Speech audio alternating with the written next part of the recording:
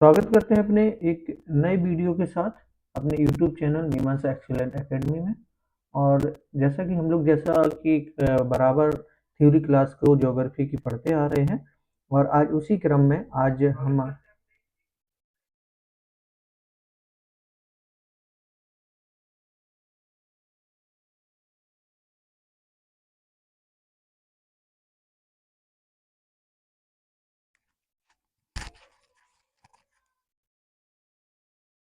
और जिसमें हम लोग एस सी आर टी जो बुक्स है उसमें 11th क्लास में हम लोग जो भूगोल के सिद्धांत के रूप में पढ़ रहे थे, तो उसी में हमारा दूसरा लेसन बन रहा है। वो है पृथ्वी की उत्पत्ति एवं विकास।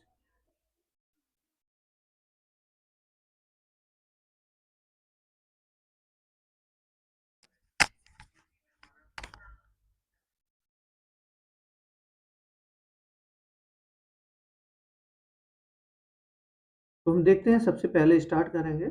और बहुत ही इम्पोर्टेंट हमारा लेसन है, और आप लोग बने रहिए पूरे वीडियो को और स्किप मत करें। वीडियो पसंद आए तो लाइक करें और अपने दोस्तों को भी शेयर करें और चैनल को सब्सक्राइब करें, क्योंकि क्वेश्चन जो है निश्चित नहीं होता है कि कहाँ से बने, लेकिन आपको थ्योरी क्लास में जरूर कहीं ना कहीं से क्वेश्चन आपको मिल ही जाएगा। तो स्टार्ट करते हैं कि क्या आपको यह कविता याद है जो अपने नर्सरी कक्षा में पढ़ी थी, जैसे कि ट्विंकल ट्विंकल लिटिल स्टार वाली, जिसमें हम लोग बात करते हैं कि बचपन से ही तारों भरी रातों में हमेशा आकर्षित किया जाता है और आपने इन तारों के बारे में सोचा भी होगा। इसी के बारे में हम क्रमशः एक पढ़ते चलेंगे।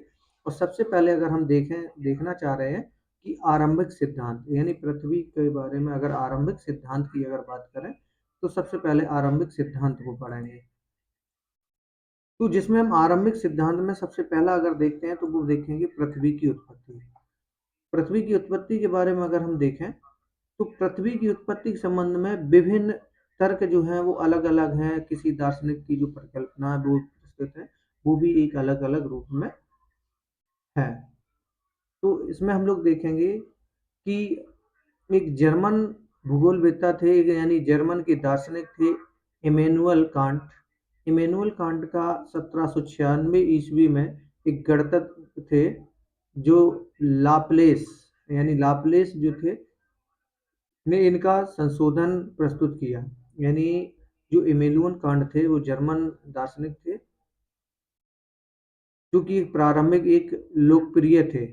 लेकिन 1796 ईस्वी में गणितज्ञ लाप्लेस ने इसका एक संशोधन प्रस्तुत किया, जो एक नेहारिका परिकल्पना, यानी अगर हम इंग्लिश बात करें तो नेब्यूलर हिपोथेसिस जो होते हैं, यानी नेहारिका परिकल्पना जो है उसके बारे में इन्होंने एक संशोधन किया। जो कौन थे? गणितज्ञ लाप्लेस।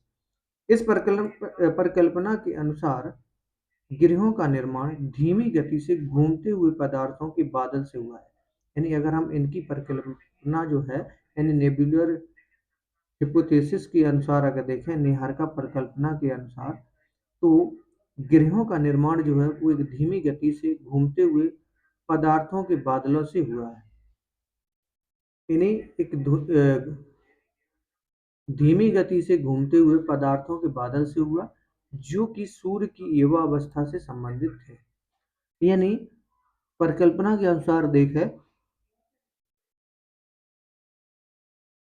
तो ग्रहों का जो निर्माण है वो एक धीमी गति से घूमते हुए पदार्थों के बादल से हुआ, जो कि सूर्य की युवा अवस्था से संबंधित थे। इससे सूर्य की युवा अवस्था से संबंध थे।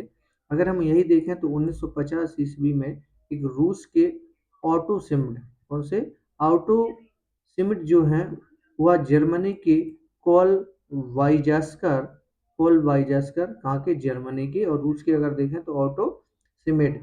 निहारिका परिकल्पना में कुछ संशोधन किया। किसने किसने? एक जो रूस के थे ऑटो सिमेड, और जर्मनी के थे कॉल वाइजास्कर। ये 1950 में इन्होंने इसका कुछ संशोधन किया, और उनके विचार से सूर्य एक सौर सौर निहारिका से घिरा हुआ था। यानी सूर्य जो है वो निहारिका से घिरा हुआ था, जो मुख्यतः हाइड्रोजन, हीलियम और धूल कणों की बनी थी और इन कणों के घर्षण और टकराने से एक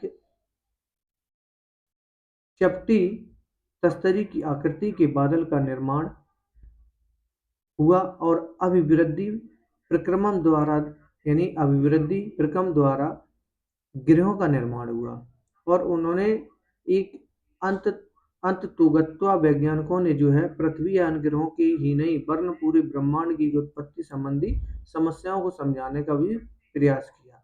लेकिन इन्होंने क्या किया कि इन कणों के घर्षण और टकरान से चपटी तस्तरी की आकृति के बादल का निर्माण हुआ है।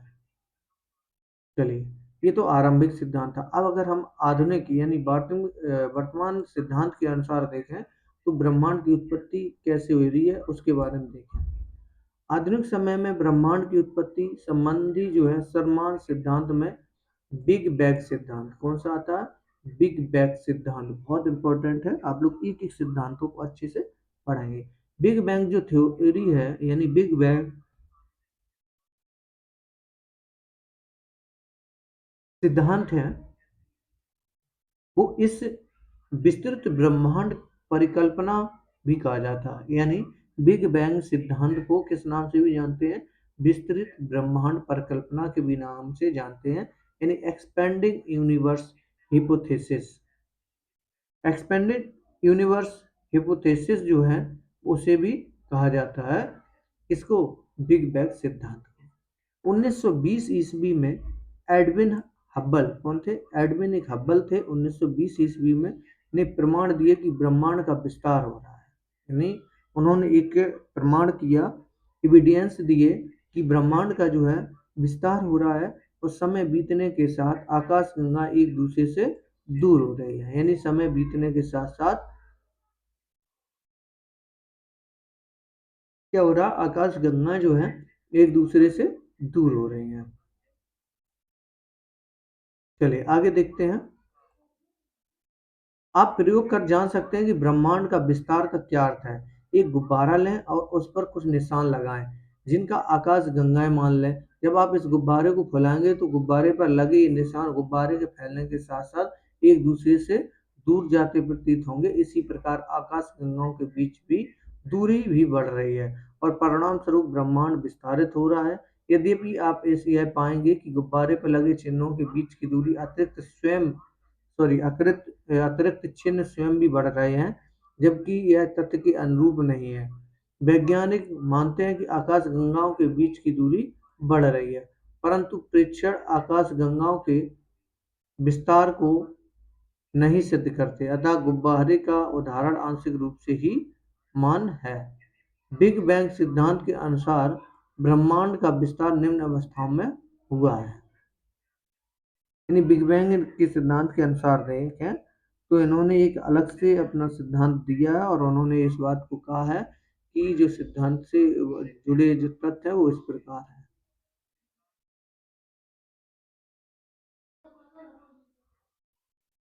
अगर पहला देखें तो आरंभ में भी सभी पदार्थ जिनमें ब्रह्मांड बना है अति छोटे गोलक और एकाणु परमाणु के रूप में एक ही स्थान पर स्थित है जिसका आयतन जो है अत्यधिक सूक्ष्म एवं तापमान तथा घनत्व अनंत था। इस प्रकार से इन्होंने ये अपने जो तथ्य हैं उनको दिया हुआ है। चलिए आगे देखेंगे इसमें।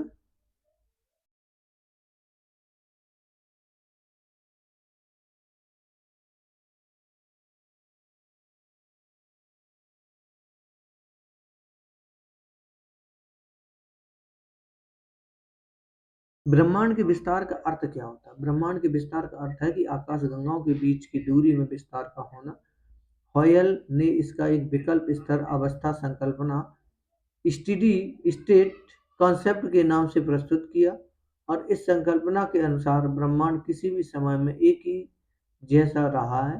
यद्यपि ब्रह्मांड के विस्तार संबंधी अनेक प्रमाणों पर मिलने पर वैज्ञानिक समुदाय अब ब्रह्मांड विस्तार का एक सिद्धांत ही एक पक्षधर रहा है। चलिए अब हम बात करते हैं बिग बैंग सिद्धांत जो है पृथ्वी के निर्माण के लिए बहुत ही इम्पोर्टेंट है। चलिए अब हम देखते हैं तारों के निर्माण के बारे में।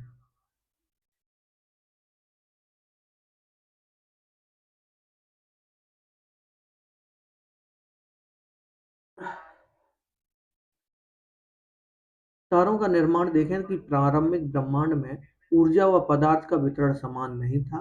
घनत्व में आरंभिक भिन्नता से गुरुत्वाकर्षण बलों में भिन्नता आई, जिसके परिणामस्वरूप पदार्थ का एक एकत्रण हुआ। यही एकत्रण आकाशगंगाओं के विकास का आधार बना और एक आकाशगंगा असंख्य तारों का समूह है। आकाशगंगाओं का विस्तार इतना अधिक होता है कि उनकी दूरी हजारों प्रकाश वर्षों में लाइट ईयर्स मापी जाती है। यानी उनकी दूरी जो है हजारों प्रकाश वर्षों में, जिसे हम लाइट ईयर्स के रूप में यानी हजार प्रकाश वर्षों में मापी जाती है। एक अकेली आकाशगंगा का जो व्यास है वो कितना होता है? 80,000 से 1,50,000 वर्ष बीच के बीच बीच हो सकता है। एक आकाशगंगा के निर्माण की शुरुआत हाइड्रोजन गैस से बने विशाल बादल के संयोजन से होती है, जिसे हम निहारिका या नेब्यूला के नाम से जानते हैं। क्रमशः इस बढ़ती हुई निहारिका में गैस के झुंड विकसित हुए और ये झुंड बढ़ते बढ़ते घने गैसीय पिंड बने, जिनसे तारों का निर्माण आरंभ हुआ। ऐसा विश्वास किया जाता है कि तारों का निर्माण लगभग 5 से 6 वर्षों के बीच पहले हुआ था।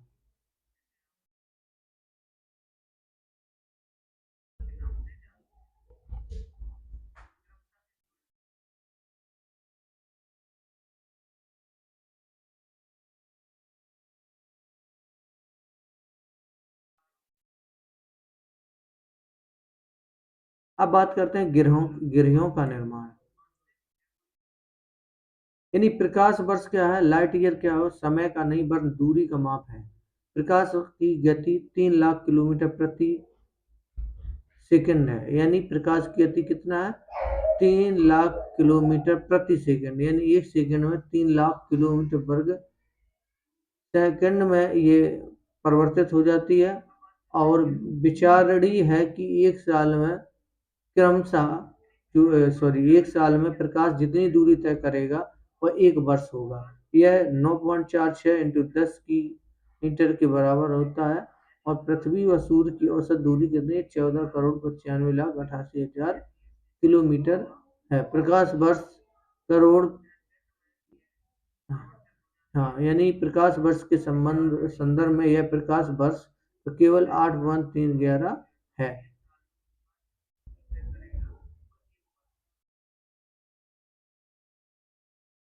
चलिए ग्रहों के निर्माण के बारे में हम देखेंगे। तो तारे निहारिका के अंदर गैस के गुंठित झुंड, इन गुंठित जो झुंडों में गुरुत्वाकर्षण बल से गैसीय बादलों में क्रोड हुआ है और क्रोड के कारण इसका निर्माण हुआ और इस गैसीय क्रोड के चारों तरफ गैस व धूलकण की घूमती हुई तस्करी विकसित हुई।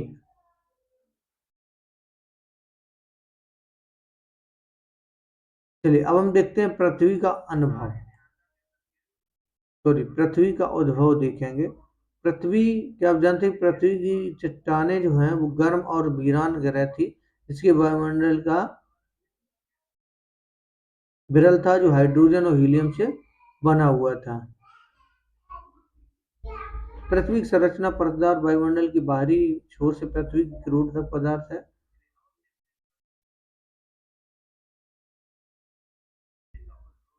अब इसमें सबसे ज्यादा देखें जो इम्पोर्टेंट रहेगा, स्थल मंडल का विकास देख लेते हैं। ग्रहाणु और दूसरे खगोलीय पिंड जो हैं ज्यादा एक जैसे ही घने हल्के पौधे मिश्रण से बना होता है और ये सब बने हुए थे। अध्ययन से हमें पता चला है कि बहुत से ग्रहाणु को इकट्ठा होने से ग्रह बने। पृथ्वी की संरचना भी इसी पदार्थ गुरुत्व अब इसी क्रम के अनुरूप जब पदार्थ गुरुत्वाकर्षण के कारण सहन हो जाता है। चलिए एक इस प्रकार से ये वाला। अब आगे देखते हैं स्थल मंडल का विकास। ग्रहाणु और दूसरे खगोलीय पिंड ज्यादातर एक जैसे ही घने और हल्के पदार्थों के मिश्रण से बने हैं। उल्काओं के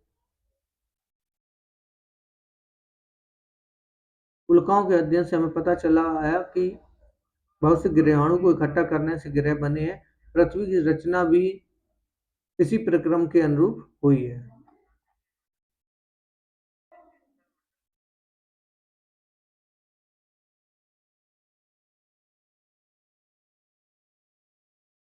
चलिए अब हम देखते हैं वायुमंडल और जलमंडल का विकास।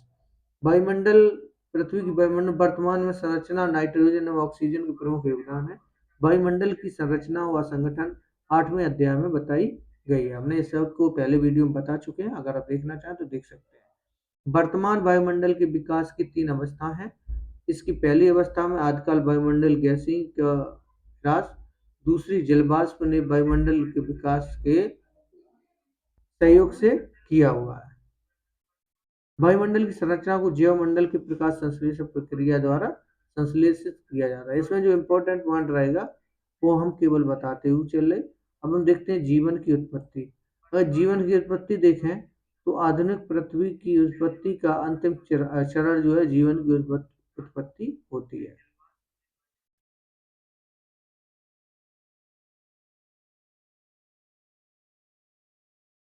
चलिए इस प्रकार से हमने लेसन ये कंप्लीट किया और इसमें बनने वाले प्रश्नों को देख लेते हैं। निम्नलिखित में कौन सी संख्या पृथ्वी की आयु को प्रदर्शित करती है? तो वो 4.6 अरब है।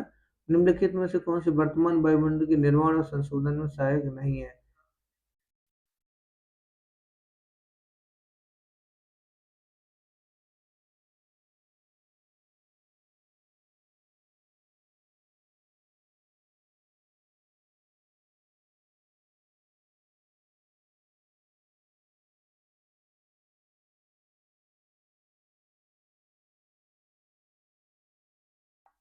चलिए आगे देखते हैं, इसका ऑप्शन नंबर हमारा ग हो जाए। पृथ्वी पर जीवन निम्नलिखित में से लगभग कितने वर्षों पहले आरंभ हुआ था? तो लगभग जो हुआ था,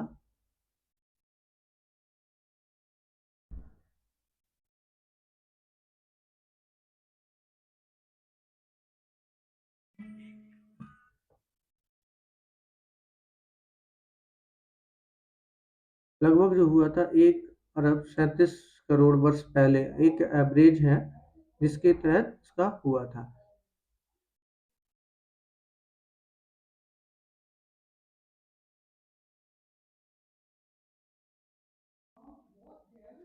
सॉरी 460 जो हुआ है वो 460। इसका ऑप्शन नंबर ख हमारा करेक्ट हो जाएगा। अब इसके साथ मिलेंगे अब नेक्स्ट वीडियो में, तब तक के लिए जय हिंद जय भारत। ये इसमें हमने पृथ्वी की